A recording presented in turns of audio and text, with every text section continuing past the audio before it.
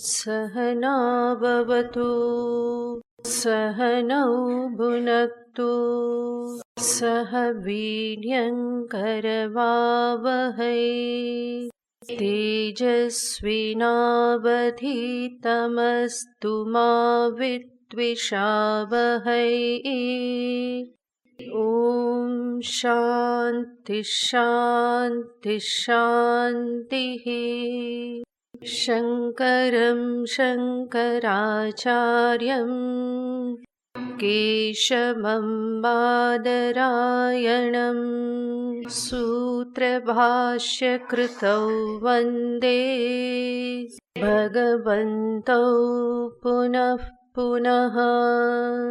ईश्वरो गुरुरात्मेति मूर्तिभेदविभागिने व्योमवद्व्याप्तदेहाय दक्षिणामूर्तये नमः। प्रातर्वैदिककर्मतस्तदनुसद्वेदान्तसच्चिन्तया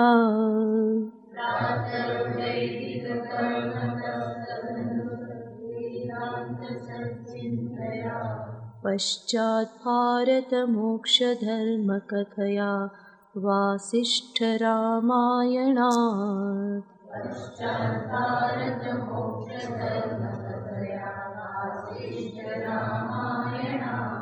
सायं भागवतार्थतत्त्वकथया रात्रौ निदिध्यासनात्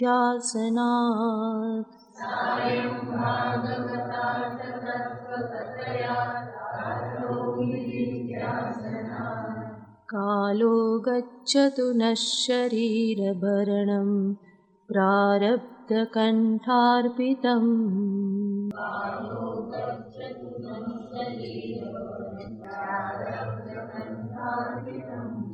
अज्ञानं त्यज हे मनो मम सदा ब्रह्मात्मसद्भावनात्।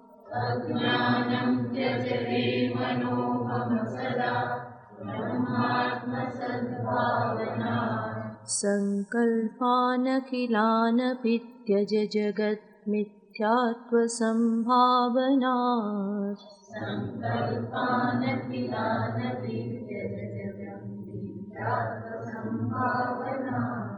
कामं साधनसाधनश्रमपरित्यानादजस्रं त्यज।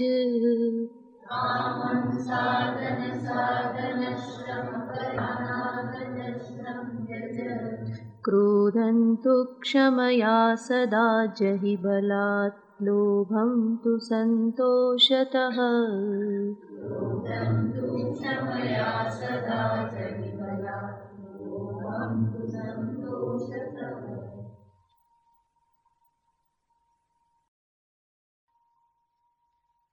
છેલ્લે આચાર્યએ દર્શાવ્યું, અજ્ઞાનમ ત્યજ હે મનો મમ સદા બ્રહ્માત્મસદ્ભાવનાत् સંકલ્પાન અખિલાન અપિ ત્યજ જગત મિથ્યાત્વ સંભાવનાत्. અખિલાન સંકલ્પાન ત્યજ, સર્વ પ્રકારના સંકલ્પોનો. સંકલ્પ શબ્દનો અર્થ આપણે જોયેલો હતો કે સમ્યક્ત્વ કલ્પના, સારાપણાની કલ્પના, શોભના ધ્યાસ. તો એ સર્વનો તું ત્યાગ કર. કેવી રીતે? જગતના મિથ્યાત્વનું સ્મરણ રાખીને, આત્મની ભાવના કરીને.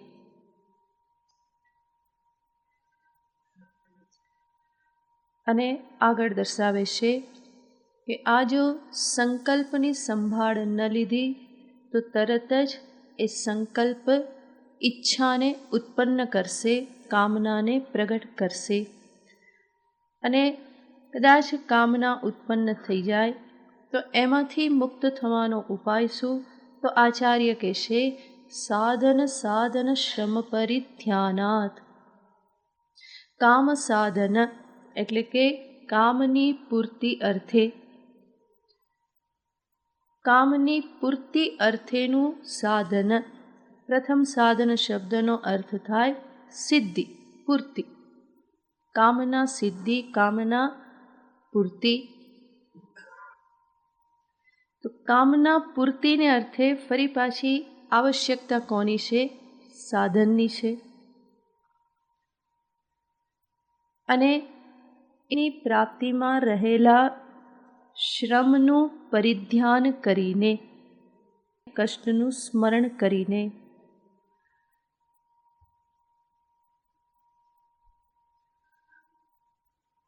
તો આચાર્ય કહેવા માગે છે કે અંતઃકરણમાં અનેક પ્રકારની કામનાઓનો ઉદય થાય છે. અને આ અનેક પ્રકારની જે કામનાઓ જે છે, એક વખત ઉદય થયા પછી મનુષ્ય શાંતિથી બેસી શકતો નથી. તો એની પૂર્તિને અર્થે જ્યારે એ પ્રવૃત્ત થાય છે તો એમાં ઘણું કષ્ટ રહેલું હોય છે. તો આચાર્ય કહે છે કે એ કષ્ટને તું સામે રાખ તો ઈચ્છા, કામના આપોઆપ જતી રહેશે.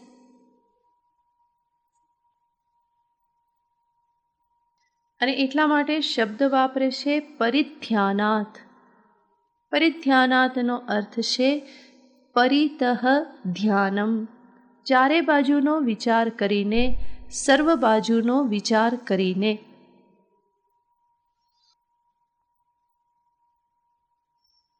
શેનો વિચાર? તો કે એની પૂર્તિમાં રહેલા શ્રમનો વિચાર કરીને.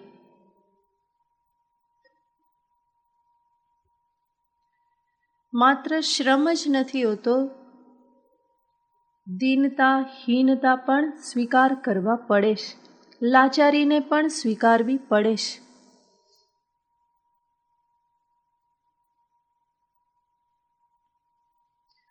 તો વિષય વાસનાની પૂર્તિ કરવી એ કોઈ સરળ નથી.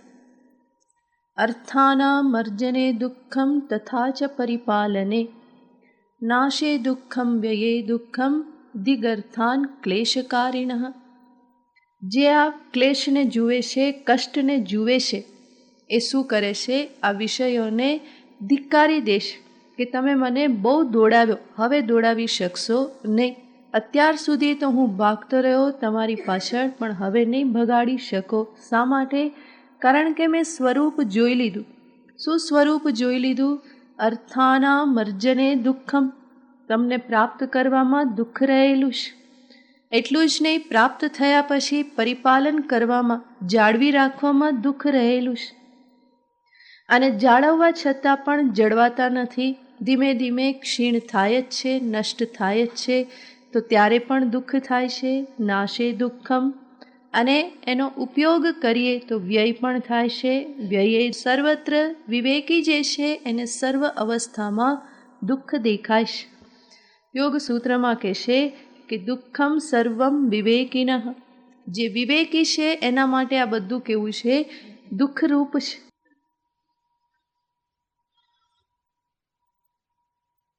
તો જ્યારે આ કષ્ટ, શ્રમ, દુઃખનું જ્યારે દર્શન કરવામાં આવે તો ઈચ્છાઓને છોડી શકાય. ઈચ્છાને બે પ્રકારે છોડી શકાય. એક તો પૂર્ણ કરીને અને બીજું સમજદારીથી.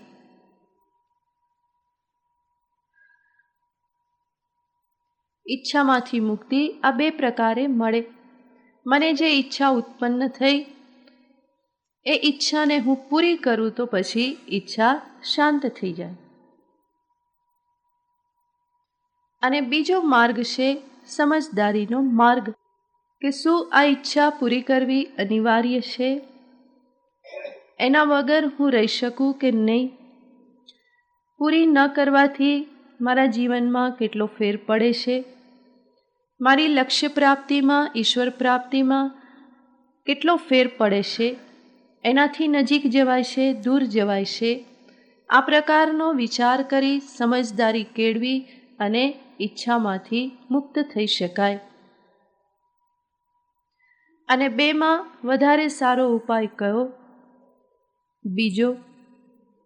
કારણ કે પહેલો ઉપાય જે છે એમાં તો ઈચ્છા હું પૂરી કરું તો કદાચ તાત્કાલિક ઈચ્છા શાંત થઈ જાય, પરંતુ પૂરી કરવાની જે પ્રક્રિયા કરેલી છે એના સંસ્કાર તો ફરી રહી જ જાય છે અને એનાથી ફરી પાછી ઈચ્છા ઉત્પન્ન થવાની છે. તો પ્રથમ ઉપાયથી જે ઈચ્છા કામના જે શાંત થાય છે એ તાત્કાલિક સમય પૂરતી શાંત થાય છે, ફરી પાછી એ ઉત્પન્ન થાય છે. જ્યારે સમજદારીથી જેને આપણે શાંત કરીએ છીએ એ હંમેશને માટે શાંત થાય છે.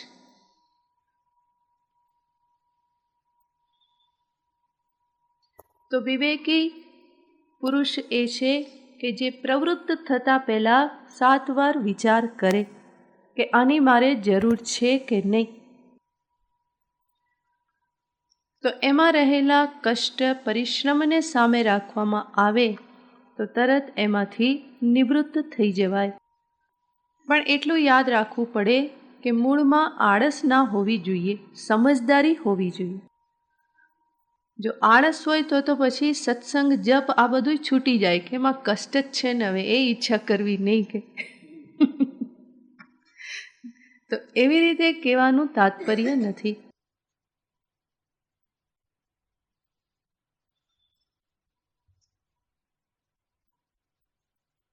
અને એટલા માટે જીવન નિર્વાહને અર્થે જેટલું આવશ્યક છે, ધ્યેય સિદ્ધિને અર્થે જેટલું આવશ્યક છે, એનાથી વધારે ઈચ્છાઓના તુક્કાઓ ચાલતા હોય, તરંગો ચાલતા હોય અને એના આધારે નાચ થતા રહે તો એ બધા સાધકને નુકસાનકારક છે. અને એટલા માટે એ સર્વનો સમજદારીપૂર્વક ત્યાગ કરવો રહ્યો.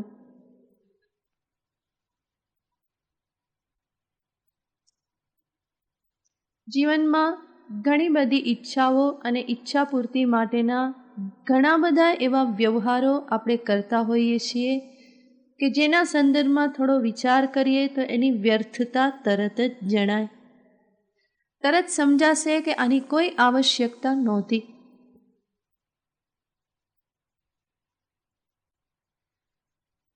તો એ સમજદારી જેટલી વહેલી ઉત્પન્ન થાય એટલું જ એમાં સાધકનું કલ્યાણ છે.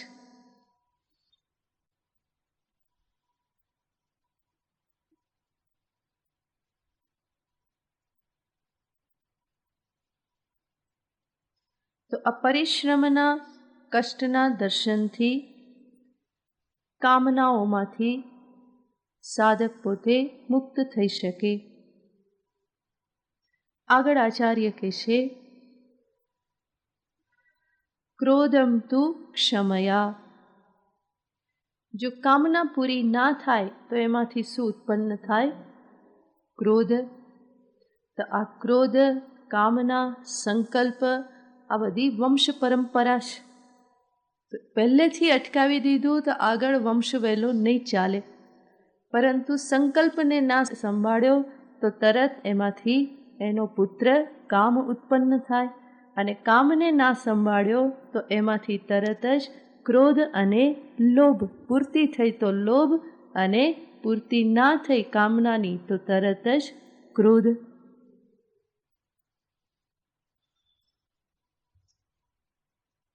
તો આ પરંપરા છે.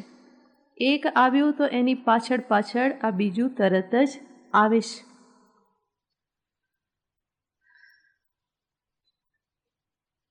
એટલે જ કહેવામાં આવતું હોય છે કે એક દુર્ગુણને પકડ્યો તો એની પાછળ બીજા અનેક દુર્ગુણ આવી જાય, અને એક સદ્ગુણને પકડ્યો તો એની પાછળ અનેક સદ્ગુણ આવે છે. પોતે પોતાના નાતભાઈને લેતા આવે સાથે જ.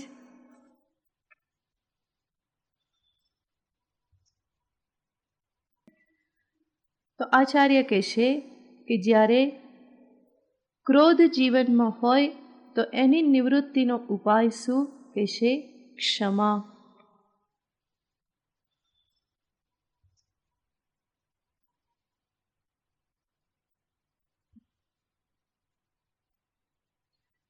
ક્રોધ જે છે એની વ્યુત્પત્તિ આપતા કહેવાય છે કમ સુખમ ઋણદ્ધિ ઇતિ ક્રોધઃ. કમ શબ્દનો અર્થ થાય છે સુખ.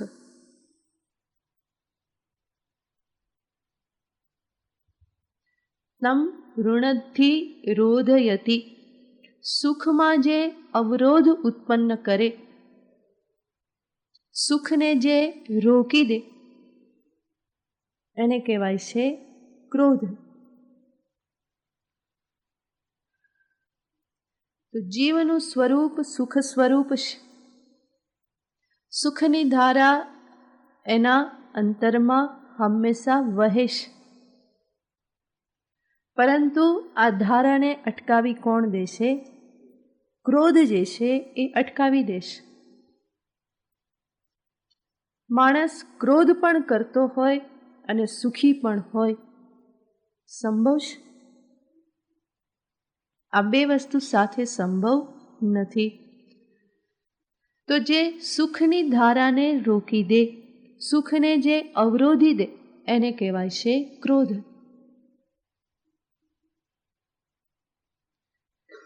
તો મારા સર્વ પ્રયત્ન તો સુખને અર્થે છે,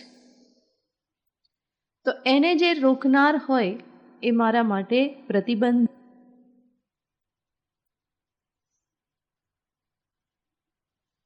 અને એટલા માટે એ ત્યાજ્ય છે.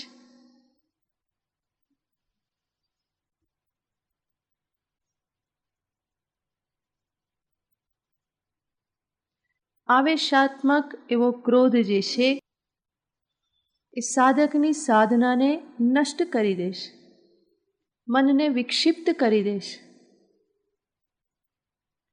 આખા વ્યક્તિત્વમાં વિક્ષોભ ઉત્પન્ન કરી દેશે. તો એ સુખને પણ અવરોધે છે, શાંતિને પણ અવરોધે છે. અને એટલા માટે જ એ કોઈ સંગ્રહ કરીને, જતન કરીને જાળવવા જેવી વસ્તુ નથી. જ્યાં સુધી એ જાળવવા જેવી લાગશે ત્યાં સુધી એનો ત્યાગ નહીં થઈ શકે. જેમ આપણા ઘરમાં વસ્તુ જ્યાં સુધી આપણને કામની લાગતી હોય ત્યાં સુધી એ રહેવાની જ છે. પછી એ વાટકી ભરીને રહેતી હોય કે પછી પ્લાસ્ટિકની બેગ ભરીને પ્લાસ્ટિકની કોથળીઓ હોય કે પછી તૂટેલા 2-4 લાકડાના ટુકડા હોય, આ બધું ઘરમાં રહેવાનું જ છે. ક્યાં સુધી? પેઢીઓ પેઢીથી એ બધું રહેતું હોય છે, કામનું લાગે છે. જ્યાં સુધી કામનું લાગશે ત્યાં સુધી આપણે એને જાળવી રાખીશું. તો એવું જ આ બધા દુર્ગુણોનું છે. ક્રોધ પણ જ્યાં સુધી કામનું લાગશે એ છોડી નહીં શકાય, પરંતુ સમજવું રહ્યું કે જેને હું કામનું ગણું છું એ હકીકતમાં મારો શત્રુ છે. એટલે જ ભગવાને કહ્યું, મહાશનો મહાપાપમાં વિદ્યેન મિહ વૈરિણમ. હે અર્જુન, આ કામ ક્રોધને તું તારા વેરી મહાન શત્રુ જાણ, કારણ કે એ જ મહાપાપ કરાવનાર છે. તો જ્યારે અર્જુને પૂછ્યું કે માણસ ઈચ્છતો નથી છતાં પણ પાપ શા માટે કરે છે? અનિચ્છન્નપી વાર્ષ્ણેય બલાદિવ નિયોજિતઃ અથ કેન પ્રયુક્તોયમ પાપમ ચરતિ પુરુષ. કોનાથી પ્રેરિત થઈ અને પુરુષ પાપનું આચરણ કરે છે? તો ભગવાન એને સીધે સીધું કહેશે, કામ એશ ક્રોધ એશ. એ ધક્કો મારનાર કોણ છે? આ કામ અને આ ક્રોધ. ભગવાન ત્યાં શબ્દ વાપરે છે એશ, આ, કારણ કે બધાને માટે કેવું છે? જાણીતું છે. ભગવાન અર્જુનને કહેતા હશે અહીં છાતી પર આંગળી મૂકીને કે આ કામ અને આ ક્રોધ જ. આ બધું જીવને માટે કેવું છે? સાક્ષાત અપરોક્ષ છે. ક્રોધ શું છે એ કોઈને સમજાવવું ના પડે, બધાને ખબર જ છે. તો આવો આજે ક્રોધ જે છે એ સાધકનો શત્રુ છે. અને શત્રુની સંગાથે ક્યારેય પણ યાત્રા થઈ શકે નહીં. હંમેશા ભય રહે, લૂંટાઈ જવાનો કોઈક ને કોઈક હંમેશા ભય રહે. એટલા માટે જ મહાપુરુષો કે કામ, ક્રોધ, લોભ આ બધા શત્રુઓ છે અને એ શત્રુઓની સાથે ક્યારેય પણ આધ્યાત્મિક યાત્રા થઈ ના શકે. એમાં હંમેશા એ કાં તો લૂંટી લે, કાં તો મારી નાખે, કંઈક ને કંઈક એ કરતા રહે. એના ઉપર ભરોસો કરવા જેવો નથી, ઊંધા રવાડે ચડાવી દે.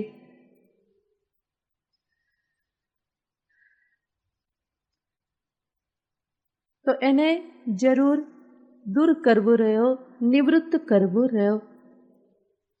અને આચાર્ય એના માટે ઉપાય બતાવે છે કે એનો ઉપાય છે ક્ષમા ભાવ. બહુ અઘરો ઉપાય બતાવ્યો કે એમણે તો એક શબ્દમાં કહી દીધું, ક્રોધમ તો ક્ષમયા જહી. ક્રોધને ક્ષમાથી જીતી લે, ત્યાગી દે. તો આપણે જોઈએ કે જીવનમાં ક્રોધનો આવેશ ક્યારે આવે છે? મારી કોઈક ઈચ્છા હોય અને ઈચ્છા પૂર્તિ ના થાય, એ ઈચ્છા પૂર્તિ ન થવામાં જે વચ્ચે આવ્યું એનું આવી બન્યું. એ આવી બન્યું એટલે શું? ક્રોધ. જે વચ્ચે આવ્યું એટલે કે જે અવરોધરૂપ બન્યું, જેના કારણે મારું કાર્ય સિદ્ધ ના થયું, જેના કારણે મને નુકસાન થયું, તો એના ઉપર ક્રોધ આવે છે. તો ત્યારે એ ક્રોધને ખાળવાનો ઉપાય શું? તો કે જેણે નુકસાન કર્યું છે એને ક્ષમા આપી દેવી.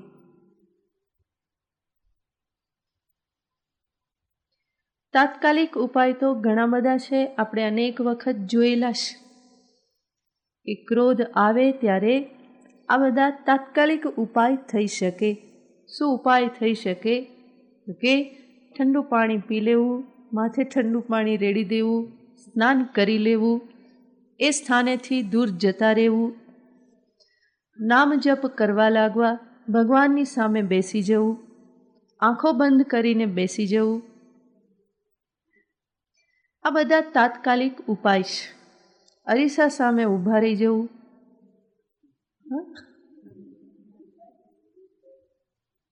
મેં કહ્યું તું ને બીજા કોઈને બતાવવો નહીં, પોતે જ જોવું ખાલી.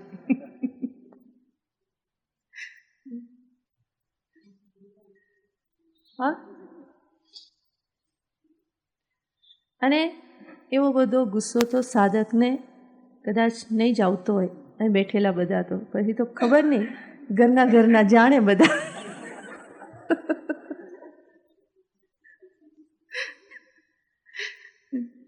મારી પાસે બધા આવીને કહે ને, બહેનો આવીને કે બેન બેઠી હોય, હું કહું ને એમના ઘરના ભાઈના વખાણ કરું કે ભાઈ બહુ સરસ, સાહેબ તો બહુ સરસ. કે આ સંગીતાબેન સીટભાઈ મારી જોડે વાત કરે ને ત્યારે પણ સાહેબ જ કે, આપણા સાહેબ કે. હું મારા સાહેબ છે ના.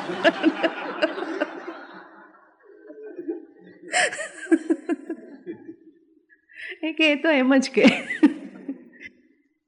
તો જ્યારે એવા વખાણ કરો ને તો પછી બહેનો કે નાના સ્વામીજી એ તો તમને ખબર ન હોય, કે એ તો ઘરમાં જ ખબર. ભાઈ મારે કેવું પડે કે એ તમારા વિશે આવું જ કહેતા હતા. તો એટલે મારું એવું માનવું છે કે સત્સંગ કરનારા એવો ભાન ભૂલેલો ક્રોધ તો ના જ કરતા હોય, છતાં પણ ક્રોધથી સંપૂર્ણ મુક્ત થવું પણ કઠિન છે. જેટલે અંશે પણ આપણને ગુસ્સો આવતો હોય એનો સ્વીકાર કરવાનો, અને સ્વીકાર કરવાનો કોઈને કોઈ ઉપાય પણ પ્રાપ્ત થઈ શકે. તો આ બધા તાત્કાલિક ઉપાય છે, પરંતુ પ્રકૃષ્ટ ઉપાય આચાર્યએ જે અહીંયા દર્શાવ્યો એ છે કે જેના ઉપર ગુસ્સો આવ્યો છે, ક્રોધ આવ્યો છે, એને ક્ષમા કરી દેવી.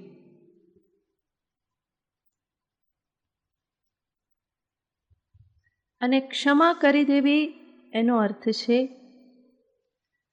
કે જે થયું છે એને ભૂતકાળ બનાવી દેવું.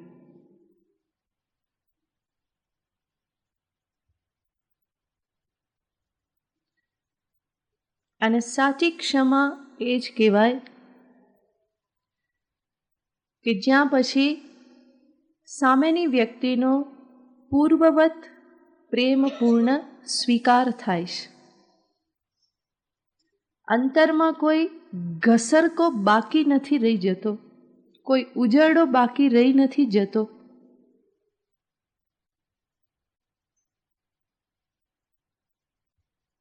એટલા માટે હું વારંવાર કહેતી હોઉં છું કે ક્ષમાનો અર્થ જતું કરવું એવો નથી. ચલને જવા દેને, જતું કરને એ ક્ષમા નથી. એ જતું કરેલું જતું નથી, એ અંદર બધું પાઇલઅપ થતું રહેશે. અને એટલા માટે ક્યારેક ને ક્યારેક એ ફરી પાછું સંભળાવવાનું રહેશે.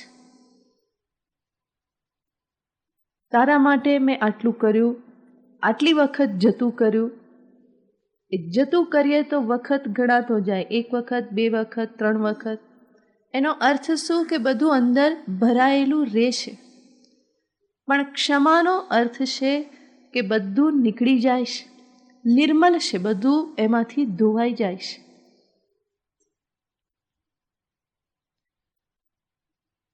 એટલે જ મેં કહ્યું એમ પૂર્વવત પ્રેમપૂર્ણ સ્વીકાર.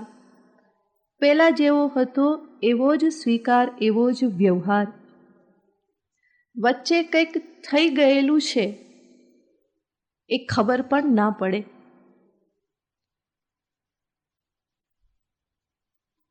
અને સાચો ક્ષમાવાન મેં ક્ષમા આપી એવું અભિમાન પણ કરતો નથી. એને પણ યાદ રાખતો નથી.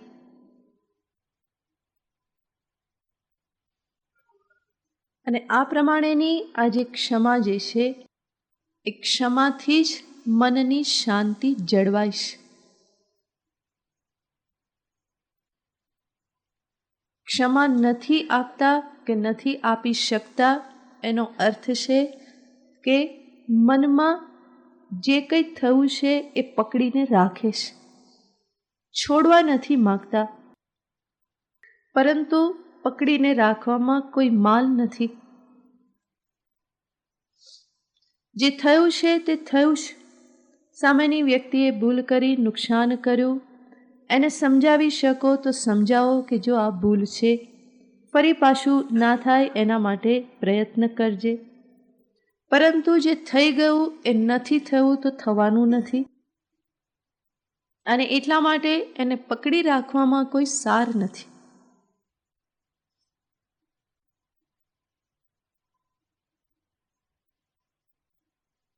અને ઘણા લોકોને આદત હોય છે કે આવું કોઈના તરફથી નુકસાન થયું હોય, તકલીફ થઈ હોય તો એને પકડીને બેઠા રહે, બલકી જાહેર પણ કરે, તને ક્યારેય માફ નહીં કરું, જીવનભર ક્ષમા નહીં આપું.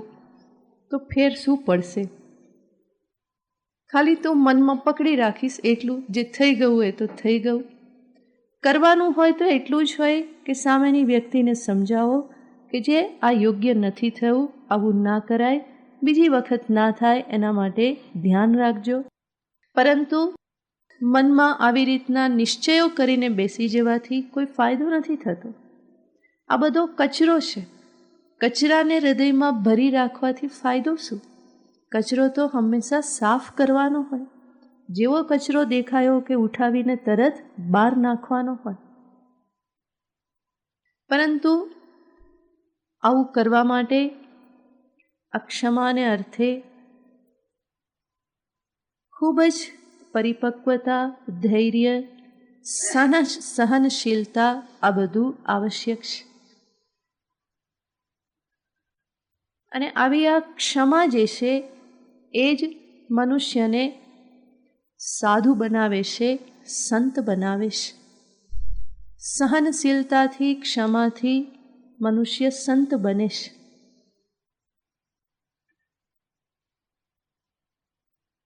અને આ ક્ષમા વિશે આપણે અનેક વખત વિચાર કરેલો છે. ક્ષમા આપી શકીએ એના માટેના ઉપાયો પણ ઘણા બધા વિચારેલા છે, એટલે અત્યારે વિસ્તારથી નથી જોતા. પરંતુ અભ્યાસ કરવાનો, જીવનમાં આ બાબતનો હંમેશા અભ્યાસ કરવાનો. એટલું હંમેશા યાદ રાખવાનું કે સત્સંગમાં જે કંઈ પણ કહેવામાં આવે છે એ બધું જ જીવવા માટે છે. સત્સંગની એક એક વાત, શાસ્ત્રનો એક એક શબ્દ એ માત્ર કહેવા ખાતર કહેવાતો નથી. મહાપુરુષોને શોખ હતો એટલે શાસ્ત્ર લખી દીધા એવું નથી, કે આચાર્યને શોખ છે માટે બોલતા રહેશે એવું નથી. પરંતુ જે કંઈ પણ સત્સંગ છે, શાસ્ત્ર છે, યા જે કંઈ પણ કહેવામાં આવે છે એ બધું જીવવા માટે છે. અને એટલે જ અહીંયા જે કંઈ પણ કહેશે જીવનમાં એનો અભ્યાસ કરવાનો છે, પ્રેક્ટિસ કરવાની. આપણે બીજી ઘણી બધી પ્રેક્ટિસો જીવનમાં કરતા હોઈએ છીએ, તો એવી જ પ્રેક્ટિસ આ સદ્ગુણ પ્રાપ્તિને અર્થે કરવાની હોય.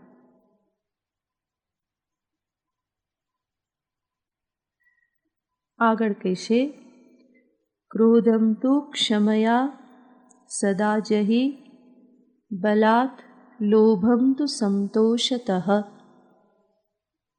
ઈચ્છા પૂરી ન થાય તો એ ક્રોધમાં પરિણમે, અને પૂરી થાય તો એ લોભ જન્માવે. હજુ જોઈએ છે, હજુ જોઈએ છે. તો લોભના બે સ્વરૂપ છે. એક તો જે મારી પાસે નથી અને મેં જોયું કે સાંભળ્યું તો એને કેન પ્રકારેણ પામવાની જે તીવ્ર ઈચ્છા જે છે એ વસ્તુ માટેનો લોભ છે. અને બીજું એ પ્રાપ્ત થઈ ગયું તો પછી એમાં વૃદ્ધિ કરવાની જે વૃત્તિ જે છે એ પણ લોભ છે.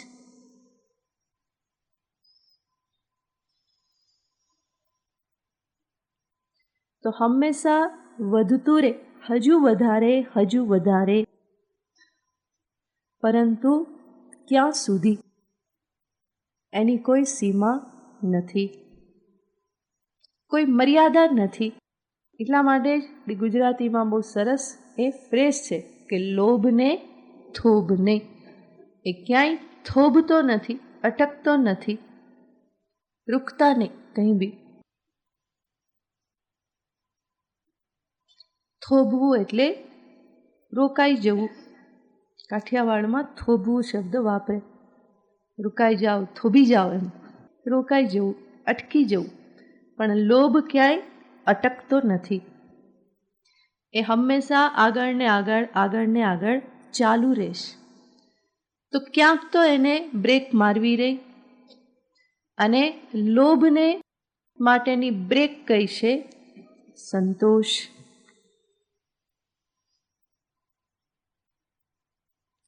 તોષ તુષ્ટિ, સંતોષ સમ્યક તુષ્ટિ, તૃપ્તિ. લોભ સહિતની જે અવસ્થા છે ત્યાં કોઈ પણ પ્રકારે સુખ હોતું નથી. એક પ્રકારનો ઉદ્વેગ, રઘવાટ હંમેશા બની રહેશે. હજુ જોઈએ છે, હજુ જોઈએ છે.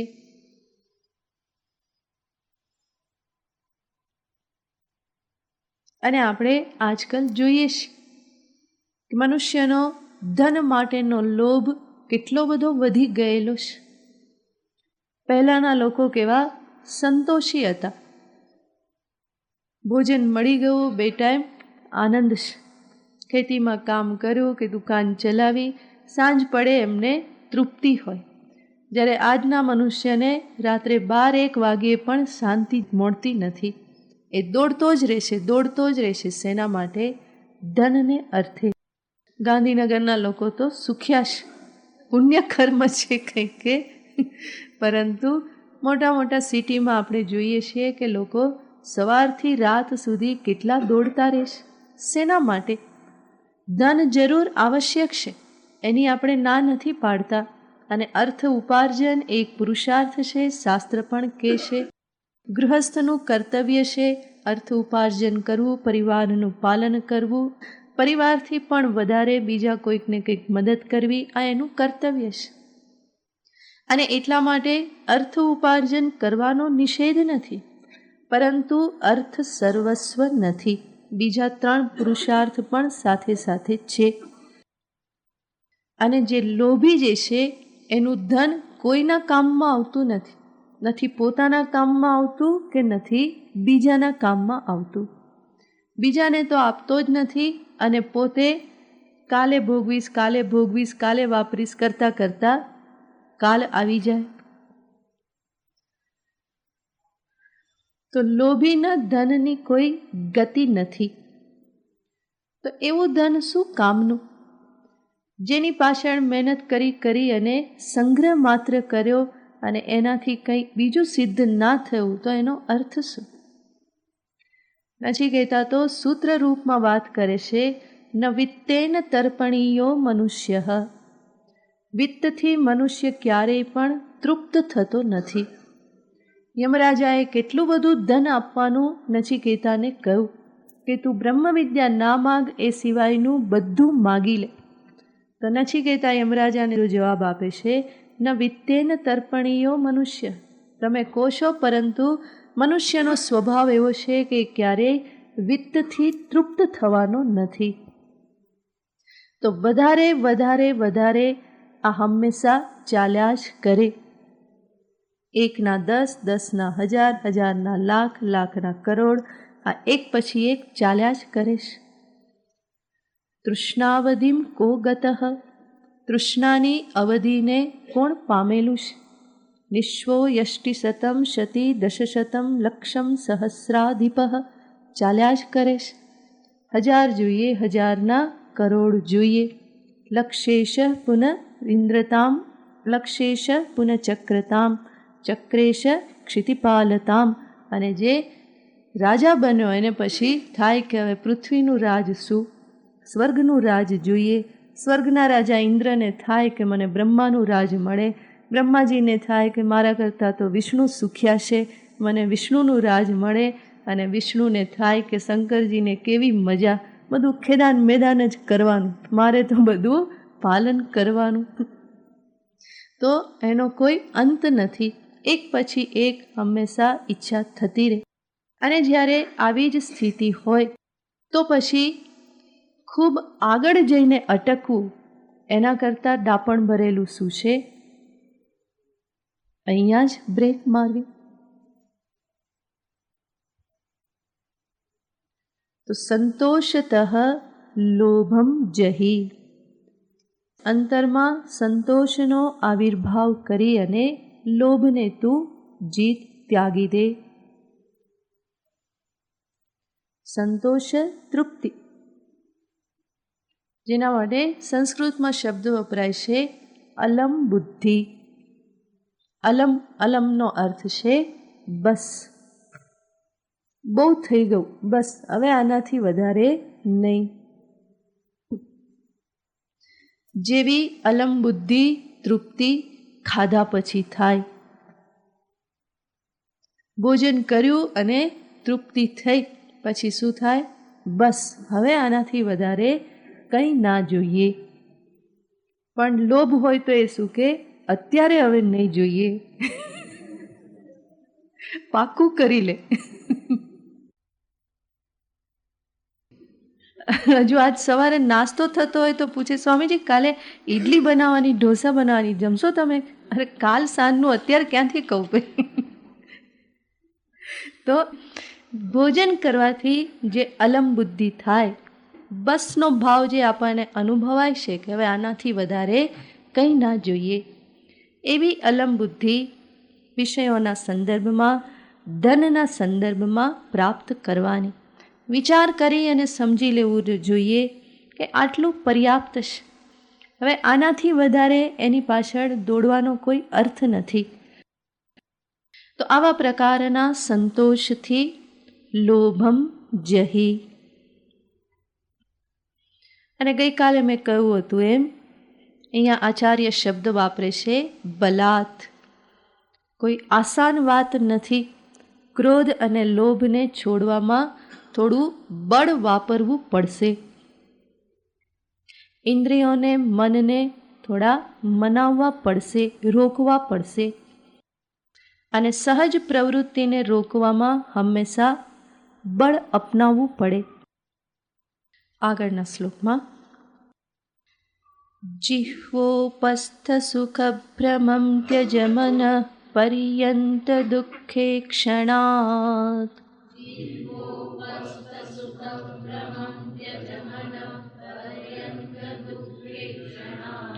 પારુષ્યં મૃદુ ભાષણાત્ ત્યજ વૃથા લાપશ્રમં મૌનતઃ.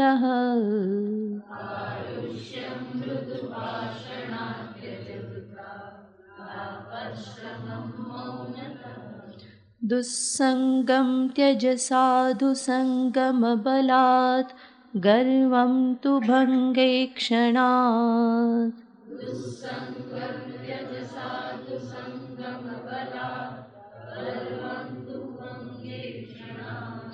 નિંદા દુઃખમનિંદ્ય દેવ મુનિભિર નિંદા કથા સંશ્રુતેઃ.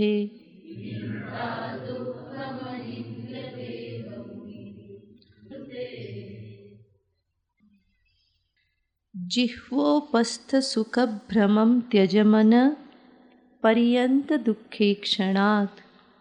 હે મન, સુખભ્રમં ત્યજ, સુખ માટેનો જે ભ્રમ છે એને તું ત્યાગી દે.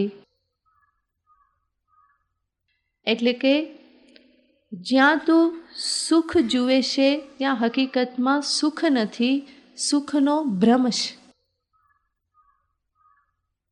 અને એ ભ્રમનો તું ત્યાગ કર. કયા સુખ ભ્રમનો? તો આચાર્ય કહે છે જિહ્વા ઉપસ્થ સુખ ભ્રમ. તો આ વિષય સંયોગ જે છે ત્યાં જીવ પોતે સુખ માને છે. ઇન્દ્રિય અને વિષયના સંયોગથી સુખ પ્રાપ્ત થાય છે એવું જીવ માને છે. પરંતુ આચાર્ય કહે છે કે એ સુખનો ભ્રમ માત્ર છે. તો અહીંયા બે ઇન્દ્રિયને દર્શાવે છે. એક તો છે જિહ્વા, સ્વાદેન્દ્રિય, અને બીજું છે ઉપસ્થ, જનનેન્દ્રિય. તો આ સ્વાદનું સુખ અને કામ સુખ. આચાર્ય કહેશે કે આ બંને જેને તું સુખ કહેશે એ સુખનો આભાસ માત્ર છે. કારણ કે આ બંને સુખ બહુ જ અલ્પજીવી છે, ક્ષણભંગુર છે. જેમ મેં અનેક વખત કહેલું છે કે ખાવાનું સુખ કેટલામાં સમાયેલું છે? 1-1.5 ઇંચની જગ્યામાં જ સમાયેલું છે. જલેબી અંદર ગઈ તો બધું સરખું, માત્ર 1 ઇંચ જેટલું જ એ સુખ છે. જીભમાં પણ, આખી જીભમાં ગળપણ અનુભવાતું નથી. ત્યાં પણ જ્યાં બડ્સ છે ત્યાં જ એ અનુભવાય છે. તો જે આ સ્વાદનું સુખ જે છે એ અતિ અલ્પજીવી સુખ છે.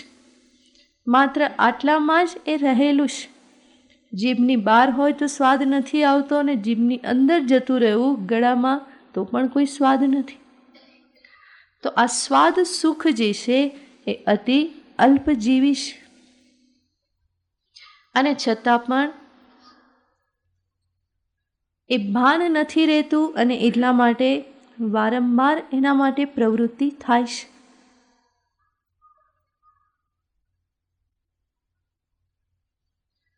મનુષ્ય સ્વાદ માટે, ટેસ્ટ માટે કેટલું બધું કરે છે. એ 2 મિનિટના, 5 મિનિટના ટેસ્ટ માટે 5 કલાક કાઢે.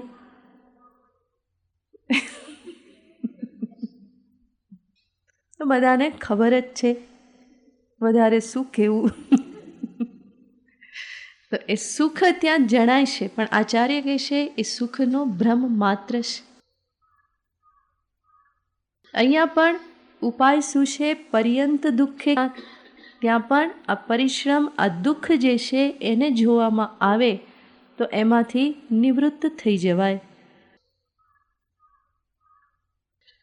અન્ન જે છે એ હકીકતમાં જીવનને અર્થે છે, જીવન ટકી રહે એના માટે છે. માત્ર સ્વાદને અર્થે અન્નનું ગ્રહણ ન કરવાનું હોય.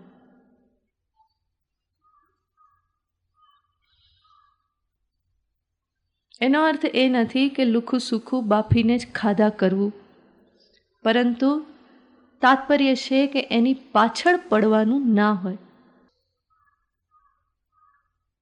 એને લઈ અને આપણા જીવનમાં ઉથલપાથલ કરવાની ના હોય, સમયને નષ્ટ કરવાનો ના હોય.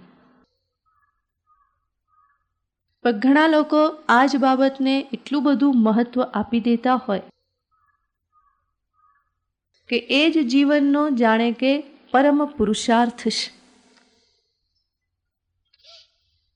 અને એના આધારે જ જીવનમાં કેટલી વાર ગુસ્સો આવે, કેટલી વાર ઝઘડા થઈ જાય. શેના કારણે? ઘરમાં થતું હોય ને આવું, સરખું ના બન્યું, કંઈ સ્વાદ નથી, ટેસ્ટ નથી, આમાંથી ઝઘડા થવા લાગે. તો આટલો નાનો અમથો વિષય એને આપણે ઝઘડાનું કારણ બનાવી દઈએ, એને આપણે ગુસ્સાનું કારણ બનાવી દઈએ, તો એ કોઈ ડાપણ ભરેલું તો નથી જ. કોઈ એક શેઠને ત્યાં રસોઈ હતો, તો એણે રસોઈ બનાવી, એ રોટલી ઉતારીને આપતો હતો. તો રોટલી સરખી ના બની તો શેઠને બહુ ગુસ્સો આવે કે આવી કેવી રોટલી બનાવે, તો ગુસ્સો કરે એના ઉપર. બીજા દિવસે પહેલાં એ રોટલી સારી બનાવી. તો સારી બનાવી એનો આનંદ નહીં કે કાલ આવી કેમ નહોતી બનાવી, અરે ભાઈ આજ બનાવી તો ખાઈ લે ને, કાલે આવી કેમ ના બનાવી, તો એનાથી બગાડે. તો આ જે બધી બાબતો જે છે, આટલી નાની અમથી બાબત, અન્ન ગ્રહણ જીવનને અર્થે છે, પેટનો ખાડો પૂરવાને અર્થે છે, પેટ ભરવાને અર્થે છે. જરૂર સામે પ્રાપ્ત થયું સુંદર ભોજન છે, પ્રેમપૂર્વક ખાઈએ, ના નથી, પરંતુ ફૂલકા જેવા પ્રેમપૂર્વક ખાઈએ, ઘી ચોપડેલા, એવી જ સૂકી રોટલી પણ પ્રેમપૂર્વક ખાતા આવડવી જોઈએ. સુકાઈ ગયેલી રોટલીને પાણીમાં પલાળીને મસ્તીથી ખાતા આવડવી જોઈએ. ચવાય નહીં તો પાણીમાં પલાળી દઈએ, દૂધમાં પલાળી દઈએ, કેવો સરસ હલવો બની જાય, ખબર છે? અને સરસ સ્વાદ આવે. તો એને પણ મસ્તીથી ખાતા, પ્રેમપૂર્વક ખાતા આવડવી જોઈએ. કારણ કે મારા જીવનની સામે, મારા મનની શાંતિની સામે આ બધી વસ્તુઓ તો બહુ તુચ્છ છે, નગણ્ય વસ્તુઓ છે.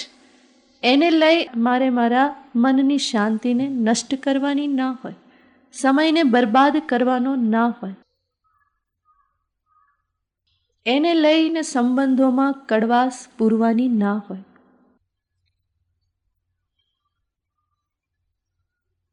જે મળ્યું તે પ્રેમથી આરોગ. અન્નમ બ્રહ્મ, એ બ્રહ્મ છે, પરમાત્મા છે. એનો અનાદર ન હોય, જેવું પ્રાપ્ત થયું છે સરસ છે.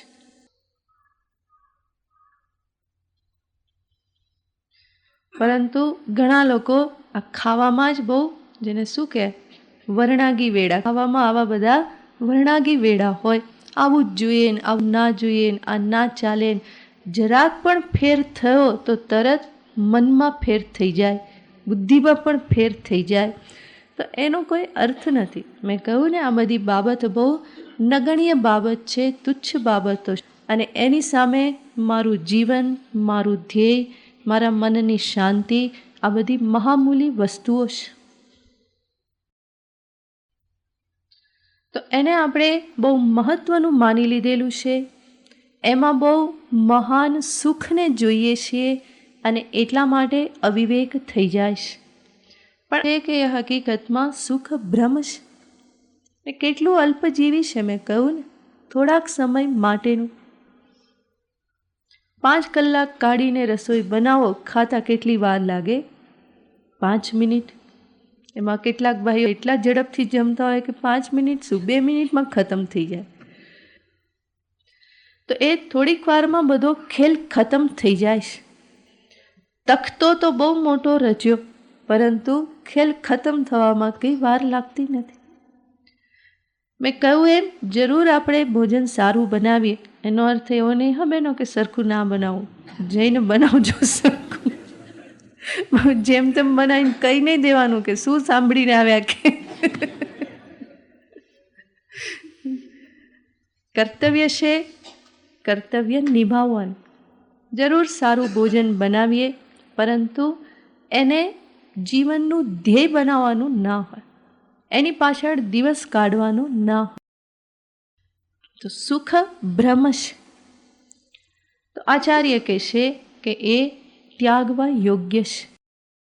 અને બીજો બ્રહ્મ કહેશે ઉપસ્થ સુખ બ્રહ્મ. શરીરનો જે ભોગ જે છે, જનનેન્દ્રિયના ભોગનું જે સુખ છે, આચાર્ય કહેશે એ પણ સુખ બ્રહ્મ માત્ર છે. કારણ કે એ પણ કેવું છે, અલ્પજીવી છે. થોડીક ક્ષણનો આવેગ છે, આવેશ છે.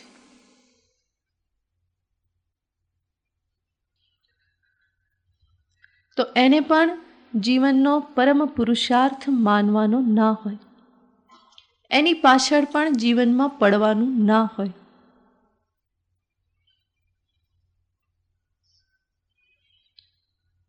તો આ બંને જે સુખ જે છે, જેને જીવ સુખ માને છે, એ હકીકતમાં સુખ બ્રહ્મ છે.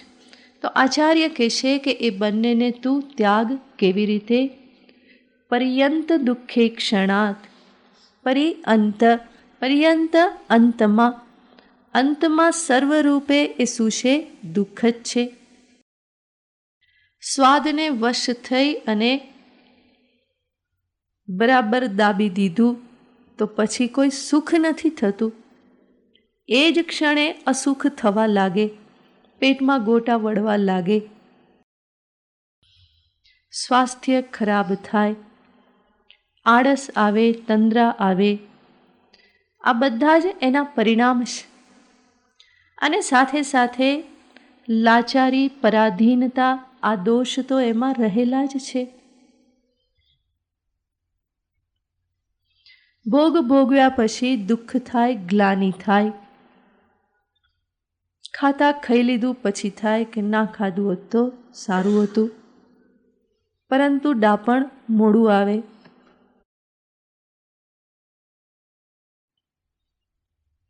તો આચાર્ય કહેશે કે પહેલેથી વિવેક રાખો, વિચાર કરો. વારંવાર એ સુખની પ્રાપ્તિને અર્થે પ્રવૃત્ત ના થવાનું હોય. તો આ બે ઇન્દ્રિયને આચાર્ય અહીંયા એટલા માટે લીધી છે કે મનુષ્ય મુખ્યતયા આ બે ઇન્દ્રિયોનો ગુલામ બને છે. એનું જોર એના જીવનમાં સૌથી વધારે હોય છે. આ ખાવું અને શરીર ભોગ. ઉપસ્થ વેગમ જિહ્વા વેગમ ય સહતે. આ ઉપસ્થ વેગ અને જિહ્વાના વેગને જે સહન કરી લેશે, એ જીવનમાં ઇન્દ્રિય વિજયને પ્રાપ્ત કરે છે. અને આ બેને જે છોડી શકતો નથી, એ જરૂર જીવનમાં પતનને પામે છે.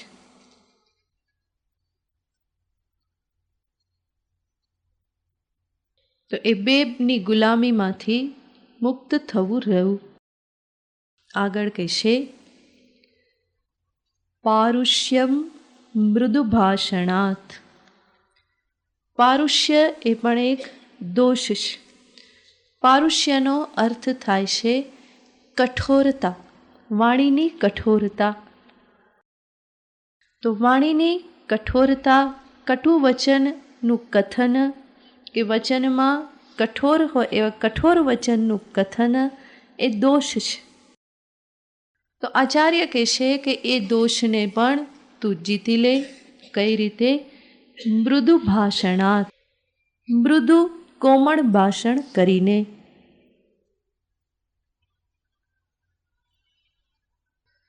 તો કાઠિન્ય, કઠોરતા એ વાણીનો દોષ છે. એટલા માટે જ કહેવામાં આવ્યું છે સત્યમ બ્રુયાત પ્રિયમ બ્રુયાત. પ્રિય લાગે એવું, મધુર લાગે એવું ભાષણ કરો. જે પેલા મંત્ર તંત્ર કરતા હોય એમાં એક વશીકરણ મંત્ર હોય છે ને, તો અહીંયા કહેવામાં આવે છે કે મૃદુ ભાષણ, મધુર ભાષણ એ વશીકરણ મંત્ર છે. લોકોને વશમાં કરવા હોય, લોકોનો પ્રેમ પામવો હોય તો મૃદુ ભાષણ કરો.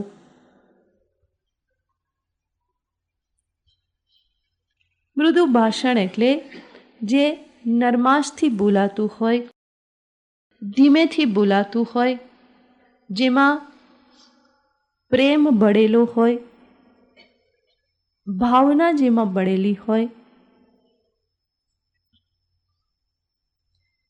બીજી વ્યક્તિને સાંભળવું મધુર લાગે. તો મધુર વચન, હિતકારી વચન, જે વચન બીજાના અંતરમાં ઉદ્વેગને જન્મ ન આપે, પરંતુ ઉદ્વેગ હોય તો એને શાંત કરવામાં નિમિત્ત બને. તો આ વશીકરણ મંત્ર અપનાવવા જેવો છે.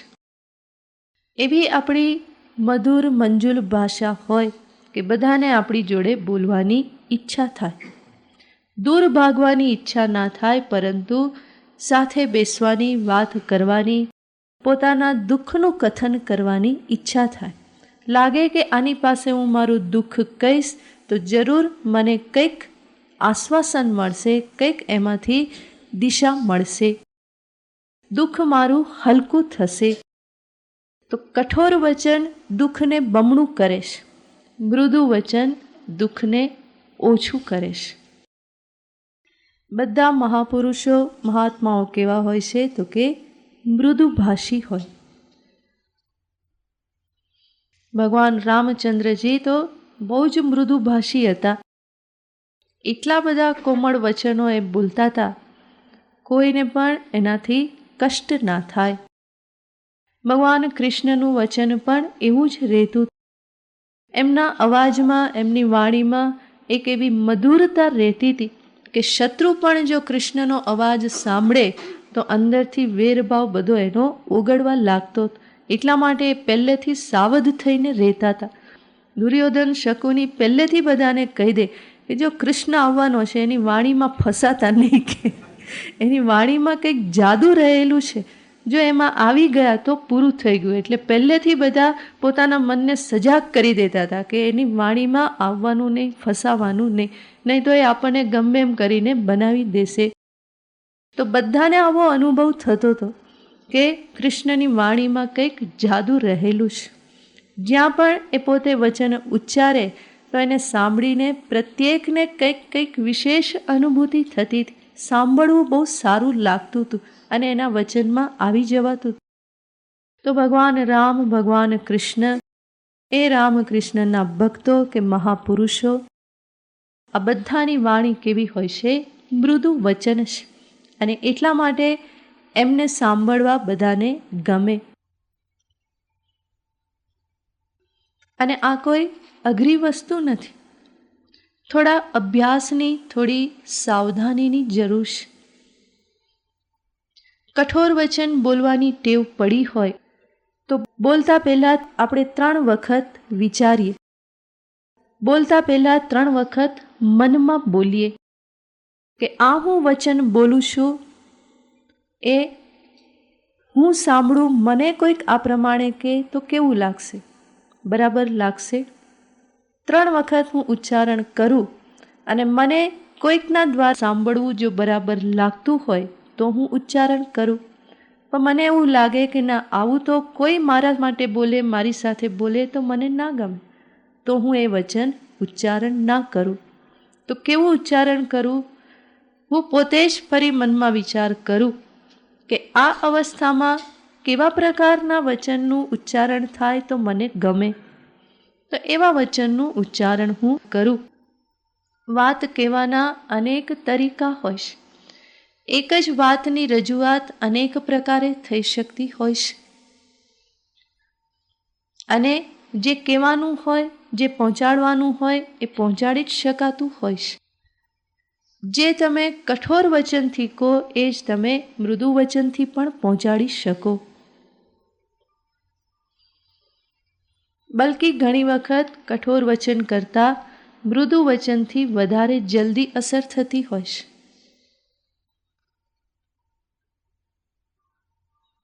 હા, કોઈક જગ્યાએ કઠોર વચનની આવશ્યકતા હોય છે અને એટલા માટે જ કઠોર વચન માતા પિતા બાળકને કહે તો એ છૂટ છે. બાળકના હિતમાં, બાળકના કલ્યાણમાં કઠોરતાપૂર્વક કે કહેવું પડે, એને વિરુદ્ધ માર્ગે જતો અટકાવવા માટે. કદાચ મૃદુ વચનથી ન સમજે તો જોર કરીને કહેવું પડે. તો માતા પિતા માટે એ બાળકને ઠપકો આપવો કઠોર વચનથી એ અનુમતિ આપવામાં આવેલી છે. અને એવી જ રીતે ગુરુ શિષ્યને કઠોર વચનથી કહી શકે, પરંતુ જોવું રહ્યું કે ક્યાં આવશ્યક છે. બધે પરવાનો લઈ ના લેવો, ઓલ ઇન્ડિયા પરમિટ નહીં, પણ ત્યાં પણ વિવેક કરવાનો છે. અનિવાર્ય હોય તો પારુષ્યમ મૃદુ ભાષણાત ત્યજ વૃથા આલાપ શ્રમમ મૌનતઃ. વૃથા આલાપ શ્રમમ, આલાપનો અર્થ બોલવું અને કેવું તો કે વૃથા આલાપ, જેને આપણે બકવાસ કહીએ, કે જે માત્ર બોલતો રહેશે, બોલવા ખાતર બોલતો રહેશે અને એમાં કોઈ હકીકતમાં આનંદ નથી. આચાર્ય કહેશે વૃથા આલાપથી શ્રમ જ પ્રાપ્ત થાય છે.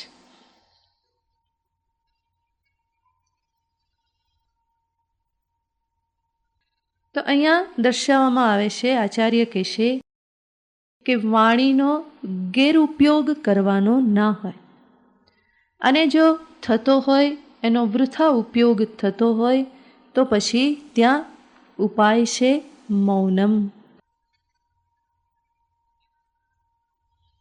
તો વૃથા આલાપ, જરૂર વગર બોલતા રહેવું, આ પણ એક બહુ મોટો રોગ છે. જરૂર વગરનું કેટલું બધું બોલાતું હોય છે અને બોલવામાં કષ્ટ છે, એમાં પરિશ્રમ રહેલો છે. આપણા શરીરમાં રહેલું અગ્નિ તત્વ આ વાકના ઉપયોગમાં હંમેશા વપરાય છે.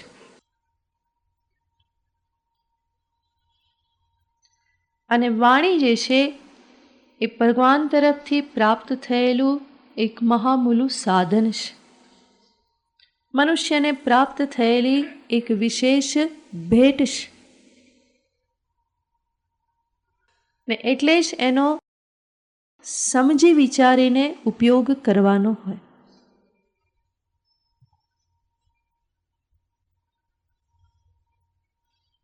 તો મહાપુરુષો કહે છે કે આ જીભ બંને બાજુથી દાટ વાળે, ખાવામાં અને બોલવામાં. કર્મેન્દ્રિય સ્વાદેન્દ્રિય એક જ જગ્યાએ છે. વાગ ઇન્દ્રિય એ કર્મેન્દ્રિય છે, સ્વાદેન્દ્રિય એ જ્ઞાનેન્દ્રિય છે. તો બંને બાજુથી તકલીફ છે. સંયમ રાખવામાં ન આવે તો આટલી અમથી જીભ જીવનમાં કેટલું બધું આગા પાછું કરી દેશે. તો આલાપ શ્રમમ, ખાલી જે બોલવાની ટેવ પડી હોય એને મૌન રહેવાના અભ્યાસથી એને છોડવાની હોય. વિશેષ પછી જોઈશું. ઓમ પૂર્ણમદ પૂર્ણમિદં પૂર્ણાત પૂર્ણમુદચ્યતે પૂર્ણસ્ય પૂર્ણમાદાય પૂર્ણમેવાવશિષ્યતે ओम शांति शांति शांति। हरि ओम। श्री गुरुभ्यो नमः। हरि ओम।